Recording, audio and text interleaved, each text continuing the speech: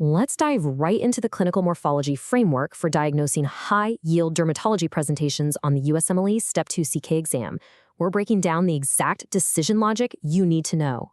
Starting with transient wheals, which means we're talking about urticaria.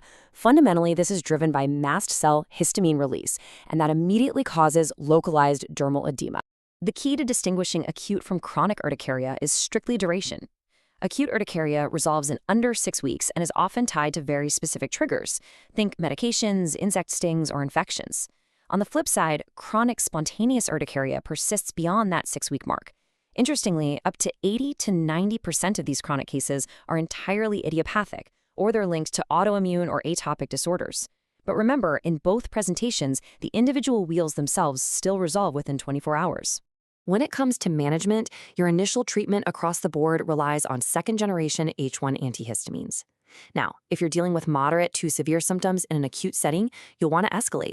Do this by adding H2 blockers or short courses of oral steroids. For chronic cases that just aren't improving after 2 weeks, consider bumping up that H1 blocker dose, sometimes up to 4 times the standard amount. You might also add a first-generation H1 blocker at bedtime, throw in a leukotriene receptor antagonist, or utilize a brief steroid course. Let's look at a classic test-style example. A patient develops pruritus and multiple urticarial plaques right after taking amoxicillin for a sore throat. Their lungs are clear to auscultation, and there's no stridor. Because there are absolutely no airway or systemic signs here, you're looking at a mild drug-induced type 1 hypersensitivity reaction. You manage this with antihistamines and, of course, immediate discontinuation of the offending medication. Just keep in mind, if airway swelling or hypotension were present, you'd immediately reach for epinephrine. Moving on to fixed plaques. Fixed plaques with scale are the classic presentation of plaque psoriasis. You'll see well-defined erythematous plaques with a very distinct silvery scale. Looking at palmar psoriasis, you'll spot these clearly demarcated red plaques, and you'll frequently find those thick, silvery scales sitting right on the elbows. These characteristic lesions predominantly show up on extensor surfaces, like the knees and elbows, but don't be surprised to see them on the hands, the scalp, and the back as well. It's crucial to remember that psoriasis is a systemic inflammatory disease, not just a skin condition. For instance, psoriatic nail disease commonly presents with nail pitting and onycholysis. You absolutely must actively screen for essential extradermal manifestations too, like conjunctivitis, uveitis, and psoriatic arthritis. Treatment really hinges on the extent of the disease. Your first-line localized therapy uses high-potency topical corticosteroids, often paired with vitamin D analogs. But for extensive or refractory disease, you have to escalate. That means moving to ultraviolet phototherapy or systemic agents like methotrexate, calcineurin inhibitors, or biologic agents. Next up is central facial erythema. Persistent central facial erythema and flushing is the absolute hallmark of rosacea.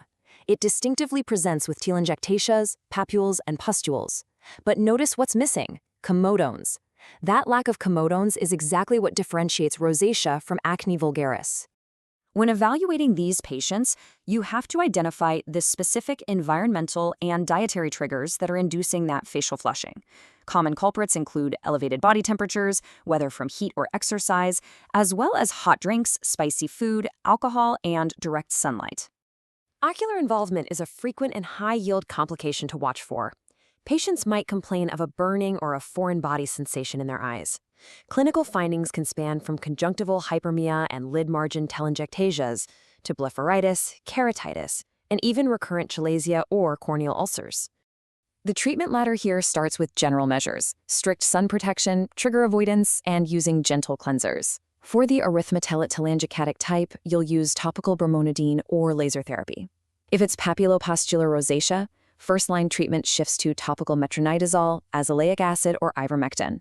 And if they have those ocular symptoms we just talked about, they'll require specialized therapies like lid scrubs and specific ocular or systemic antibiotics. Now let's tackle oval and greasy lesions. Oval trunk lesions and greasy scaling map directly to 2 main diagnostic categories: pityriasis rosa and seborrheic dermatitis. Pityriasis rosa typically follows a viral prodrome. It kicks off with a singular, annular herald patch right on the trunk.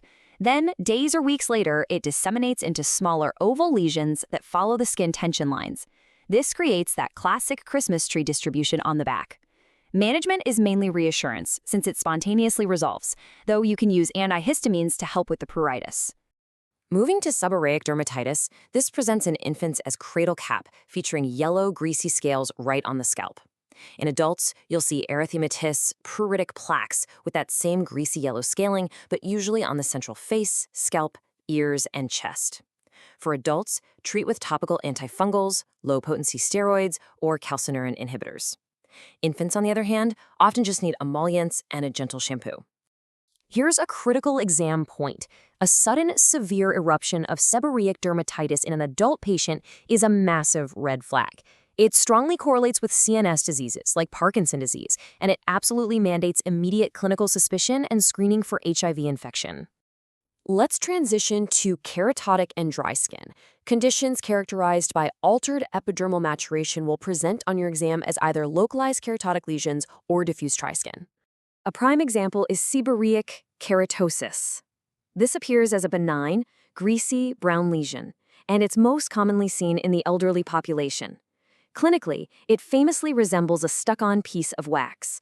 The diagnosis is clinical, and standard management is to simply leave it alone unless it's actively changing.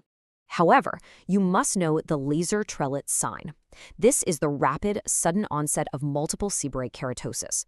It's a high-yield physical exam finding because it is highly suggestive of an underlying internal malignancy, most often located in the gastrointestinal tract.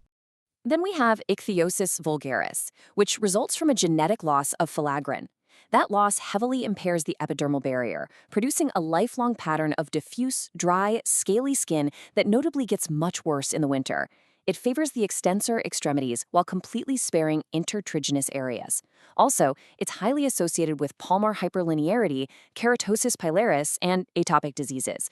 Therapy centers on intense moisturization and keratolytics like urea or salicylic acid. Our next pattern involves intensely pruritic, purple, polygonal papules and plaques. This is the classic textbook description of lichen planus. Lichen planus frequently involves the oral and genital mucosa, where it features a distinct, lacy white network of lines known as Wickham's striae. It carries some extremely high-yield disease associations as well, most notably hepatitis C, and it can be directly triggered by medications like ACE inhibitors or thiazide diuretics. You also need to watch for the Koebner phenomenon. This is a vital diagnostic clue where new dermatologic lesions actively form along lines of minor skin trauma or scratching. You'll see this prominently in both lichen planus and psoriasis. Lichen planus generally resolves spontaneously within weeks to months, usually leaving behind some residual hyperpigmentation. Your first-line management relies on high-potency topical corticosteroids for symptomatic control. To wrap up this Step 2 review, let's quickly cover two other high-yield presentations you have to recognize. First, erythema nodosum. This causes tender anterior-leg nodules from septal paniculitis without vasculitis, and it's heavily associated with strep infections, IBD, and sarcoidosis. Finally, lymphedema. This presents as swelling that progresses from pitting to firm, non-pitting edema with a positive stemmer sign. Treat it with compression and physiotherapy. And that covers the high-yield decision logic for these key dermatological conditions.